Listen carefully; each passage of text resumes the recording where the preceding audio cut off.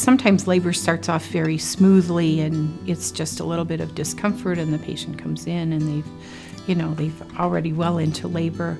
Other times they've been here several times because they've had various false starts in the labor process and they may be a little frustrated. I think fear is a big, huge factor because these are young women who probably for the first time have been in the healthcare system. Having the nursing staff that we have and the physicians that I work with make it a very much more reasonable and understandable experience.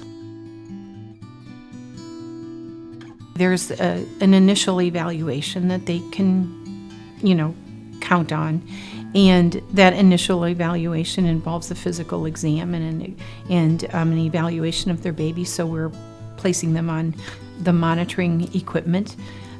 We want to get a good set of vital signs, and then there's a long questionnaire that the nurses conduct that's very helpful in terms of the consequences for the rest of the hospitalization.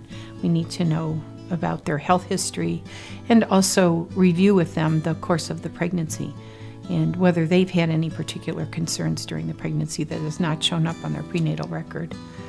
So once that evaluation is finished, and if they're becoming increasingly uncomfortable with the labor, we get them medicated or we offer epidurals for conduct through the labor as long as the baby and the mom are stable enough to proceed with that.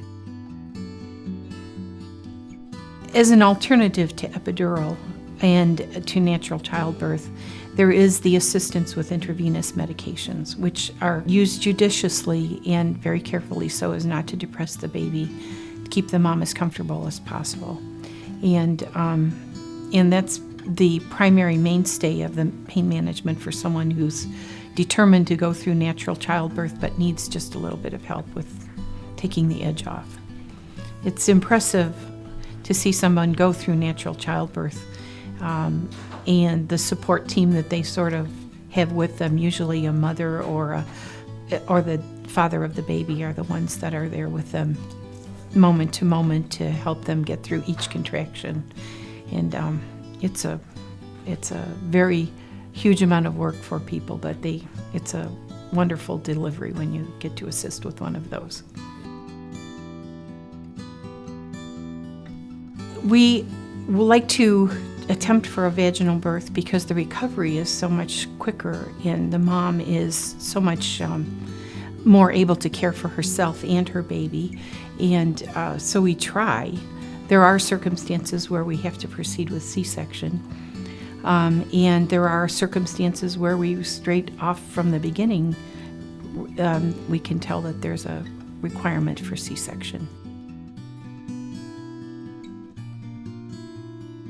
One of the things that piece of advice that I give to most of the patients is please, lots of people have advice, but listen to what you want to do with your baby and listen to your physicians because they're the ones that are constantly monitoring.